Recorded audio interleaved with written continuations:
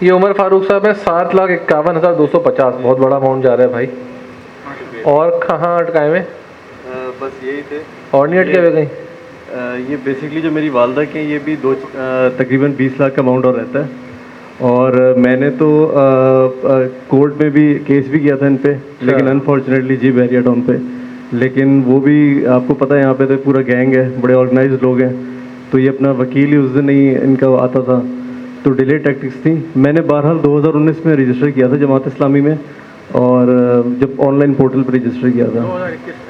21 میں نہیں 19 میں تو اسٹارٹ ہی نہیں ہوا. 2021 میں بس جب یہ پورٹل بنا تھا تو پہلی رجسٹریشن میں تھے, اور الحمدللہ یہ کہ گریجولی چیکس ملنا شروع ہو گئے تھے. میرا تو یہ لاسٹ ہے, اور باقی ابھی تھوڑا سا اماؤنٹ رہ گیا پیچھے. ٹوٹل اماؤنٹ کتنا تھا؟ میرا 32.5 تھا, اور جو والدہ کا تھا وہ تقریباً 52 ہے. آپ کو امید تھی کہ مل جائے گا یہاں سے؟ جی مجھے امید تھی, لیکن کورٹ میں پٹیشن ڈال دی, کبھی وکیل غائب, کبھی رجسٹرار نہیں, مجھے جماعت اسلامی سے تو امید تھی, لیکن جب میں نے رجسٹر کیا تھا اس کے بعد تقریباً 1.5 سال تک کوئی رسپانس نہیں تھا. تو اسی دوران میں نے پھر کیس بھی کیا تھا ان پہ, لیکن یہ کہ پھر جماعت سے آنا شروع ہو گئے تھے. تو یہ آپ کو اندازہ ہوا کہ اسے 1.5 سال جس میں رسپانس نہیں ہے تو ہم نے کتنی محنت کی ہوگی. دیکھیں یہ تو بڑا, آپ کو پتہ ہے ایک مافیا ہے بہت بڑا ملک ریاض, تو یہ ایک ٹف کوکی ہے, تو it's not easy. I can understand کہ جس طرح سے جماعت اسلامی نے اس کو ہینڈل کیا ہے. کہاں ہوتے ہیں سلمان صاحب؟ وہ جرمنی میں ہوتے ہیں. جرمنی میں ہوتے ہیں. چلیں, وہ ان کی تو خواہش تھی کہ کبھی میں آ کے ریسیو کروں.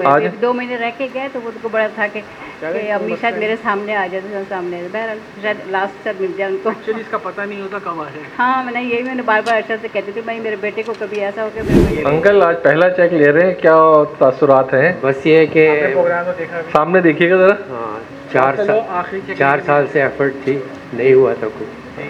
تو رب صاحب ہمارے پڑوسی ہوتے ہیں. اچھا ماشاء اللہ. انکل مائک کھولو نیچے کریں. انہوں نے کہا کہ بھئی آپ ادھر کیوں نہیں کر رہے, بلکہ ڈانٹ ڈپٹ بھی کی کہ آپ کو کوشش کریں. تو اس کے بعد پھر یہاں پر چلیں. جی بہت بہت شکریہ. 5 علاقے 2 کے آرڈر ہیں, یہ لیجیے.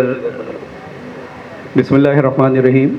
ایز یوزول سب سے پہلے تو جماعت اسلامی اور پوری پبلک ایڈ کمیٹی کا تہہ دل سے شکریہ کہ انہوں نے ایک ناممکن چیز کو ممکن کر دکھایا, اور یہ صرف جماعت اسلامی اور اس کے ہی لوگ کر سکتے ہیں. اور یہ کوئی پہلا موقع نہیں ہے, یہ تو ایک چھوٹا سا سیگمنٹ ہے, جیسے ابھی بہت ساری بات چیت ہوئی کہ بحریہ کا. اس سے بڑے بڑے اگر ہم دیکھیں سقوط ڈھاکہ سے لے کے جب یہ 71 کی وار ہوئی, بنگلہ دیش الگ ہوا, اس کے بعد جو اسٹرگلس چلتی رہیں, کراچی میں پھر ایک دور ایسا آیا 84 کے اندر کہ جماعت اور جمعیت کا نام لینا ممنوع قرار دے دیا گیا. اس ٹائم جو ہے لڑکوں کو میں نے سینے پہ گولیاں کھاتے دیکھا, لیکن اللہ اکبر کا نعرہ لگاتے دیکھا. مارنے والے بھی اپنے تھے اور مرنے والے بھی اپنے تھے, دونوں کلمہ گو تھے. لیکن حق یہ تھا کہ جو فرق تھا ایک حق پہ تھا اور ایک باطل تھا.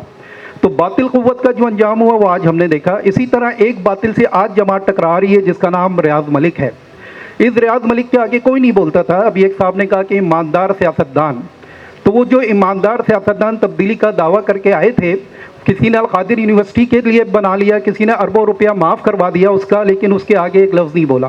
تو میری کراچی کے لوگ اور پورے پاکستان کے عوام سے درخواست ہے کہ ایماندار لوگوں کو اور ایماندار سیاستدانوں کو پہچانیں. پاکستان کے مسائل کا حل صرف دیانتدار قیادت ہے, اور وہ صرف جماعت اسلامی کی بے لوث قیادت ہے. یہ لوگ بڑے بڑے وڈیرے چودھری لینڈ لارڈ نہیں ہیں, یہ ہم آپ جیسے عام مڈل کلاس کے لوگ ہیں, لیکن ان کے اندر اللہ تعالیٰ نے ایمان کی وہ طاقت دی ہے کہ یہ کسی کے آگے جھکتے نہیں اور بکتے نہیں ہیں, اور یہی ان کی کامیابی کی وجہ ہے. اور انشاءاللہ تعالیٰ وہ دن دور نہیں ہے جب کہ اس پاکستان کو جو ہم سمجھتے ہیں کہ مسائل کا گڑھ بن گیا ہے, جب بھی جماعت کے اقتدار آیا تو آپ دیکھیے گا یہ پاکستان ایشین ٹائیگر بن جائے گا انشاءاللہ تعالیٰ. شکریہ.